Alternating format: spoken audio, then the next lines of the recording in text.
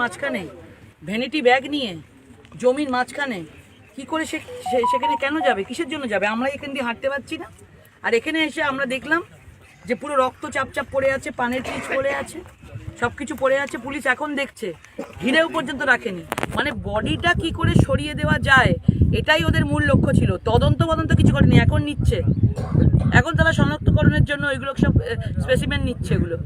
তার মানে ভেবে দেখুন, মানে কত বড় ষড়যন্ত্র। এখানে বড় কিছু হয়েছে, মার্ডার হয়েছে, রেপ করে মার্ডার হয়েছে, রক্ত পড়ে আছে, পানের পিচ পড়ে আছে।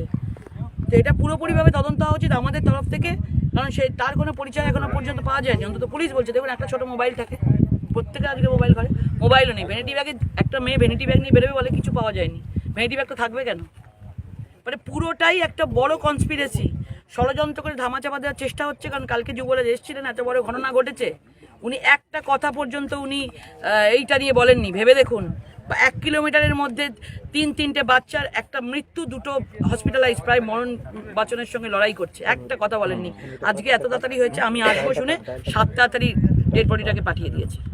এটা পুরোপুরিভাবে মার্ডার হয়েছে, তদন্ত হবে। এবং যদি এখানে যদি তদন্ত করে না করতে পারে, আমরা আন্দোলনে বসবো। আমরা কি কমপ্লেন করবেন? হ্যাঁ, কমপ্লেন করবো, আমাদের তরফ থেকে কমপ্লেন করবো। এখন কোথায় যাবে? এখন চুচুড়া হসপিটালে যাচ্ছি, চুচুড়া হসপিটালে যাচ্ছি আমরা, ওখানে যাচ্ছি। ওখানে আমরা পোস্টমর্টম যেখানে হচ্ছে, যেন উল্টো পাল্টা পোস্টমর্টমে না লিখতে পারে, আমরা দেখবো। কারণ রক্ত পাওয়া গেছে, এখন লাইটনিং বললে হবে না। আপনার তো বলা হয়েছিল বাজ পড়ে মারছে, এখন রক্ত পাওয়া গেছে। আপনি বলার পর পুলিশ ছবি তুলছে। হ্যাঁ, এখন ছবি তুলছে, কোনো ঘেরাও পর্যন্ত করেনি।